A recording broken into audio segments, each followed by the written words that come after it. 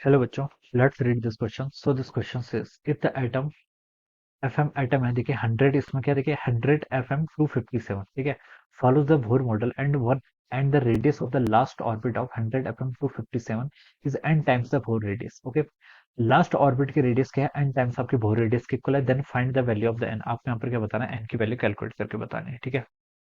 तो देखिए बच्चों, इस क्वेश्चन का की कॉन्सेप्ट आपका लिख सकते हैं. The key concept of this question, आपको यहाँ पर रेडियस बतानी है. बेसिकली क्या बतानी है आपको यहाँ पर, रेडियस बतानी है, ठीक है. अब देखिए बच्चों, यहाँ पर हमें एटम्स क्या दे रखा है, एटम दे रखा है देखिए आपको 100. देखिए इसको हम लिख सकते हैं यहाँ पर, जो आपको एटम गिवन है, एटम को देखिए आप यहाँ पर ऐसे लिख सकते हैं. ये आपको एफएम, ठीक है, ये इसका एटॉमिक सिंबल है 100. 100 के इसमें number of protons, number of neutrons है. 257 के इसका मास नंबर, ये आपको क्वेश्चन वैसे गिवन कर रखा है, ठीक है. अब देखिए बच्चों, इसमें टोटल आपके क्या 100 नंबर ऑफ प्रोटॉन्स है, ठीक है, या फिर 100 नंबर ऑफ इलेक्ट्रॉन्स है. ये आप इस तरह से जेड की वैल्यू कितनी है आपको 100 के इक्वल दे रखी है, ठीक है.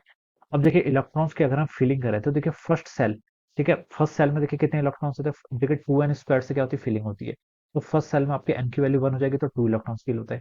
सेकंड में n की वैल्यू कितनी हो जाएगी, 2 के इक्वल हो जाएगी तो 8 होते हैं, ठीक है. तो 2 8 18, फिर आपका 32, ठीक है, फिर आता है आपका 50, ओके, फिर आपका आपका 72. तो इसके अकॉर्डिंग क्या होती है, आपकी फीलिंग होती है. तो पहली सेल में आपके 2 आ गए. सेकंड सेल में टोटल कितने हो गए, सेकंड सेल तक आपके 2 + 8 10 हो गए टोटल आपके सेकंड सेल तक, ठीक है. फिर 8, यहाँ तक देखिए 28 हो जाएंगे आपके. 3 सेल तक हमने क्या कर लिया, 28 इलेक्ट्रॉन्स को फिल कर लिया. फिर देखिए अगले हम देखिए 4 सेल तक कितना होगा, 28 + 30 60 इलेक्ट्रॉन्स आपके कवर हो गए. और फिफ्थ सेल में देखिए आपके 110 आ जाएंगे, ठीक है.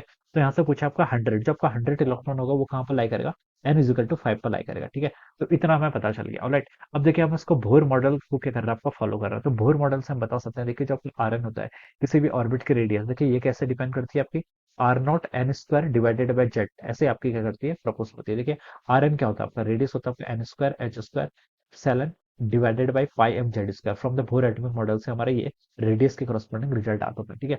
आर नॉट क्या होता था यहाँ पर, आर नॉट आपकी बोर रेडियस होती थी. आर नॉट क्या होता है यहाँ पर आपका बोर रेडियस, ठीक है. तो यहाँ पर देखिए क्या बोल रखा है, if the atom follows the Bohr model and radius of the last orbit की जो रेडियस है is n times the Bohr radius. ये क्या है आपकी n टाइम्स है किसके, Bohr रेडियस के, ठीक है. ये आपकी n टाइम्स है किसके, आपके Bohr रेडियस के. तो Bohr रेडियस बच्चों कितनी है आपकी, Bohr रेडियस को हम यहाँ पर से आर नॉट लिख लेते हैं, ठीक है. अब देखिए यहाँ पर आप क्या कर लीजिए, इनकी वैल्यूज पुट कर लीजिए, ठीक है. यहाँ पर हम क्या कर लेते हैं, इसकी वैल्यूज पुट कर लेते हैं. n कितना आ गया आपका 5 आ गया, तो हम इसको लिखते हैं 5 का square 25 R naught divided by Z. Z बच्चों कितना हो जाएगा, जेड आपके यहाँ पर 100 के इक्वल है, तो यहाँ से आपका ये इतना हो जाएगा, ठीक है. It must be equal to N times R naught. तो आर नॉट से आपका आर नॉट कैंसिल, एन की वैल्यू आपकी 25/100 आएगी. या फिर हम इसको क्या लिख सकते हैं, 1/4 लिख सकते हैं. तो 1/4 हो जाएगा यहाँ पर, ठीक है. एन टाइम्स बोला था तो एन की वैल्यू कितनी आएगी यहाँ से आपकी 1/4 के इक्वल.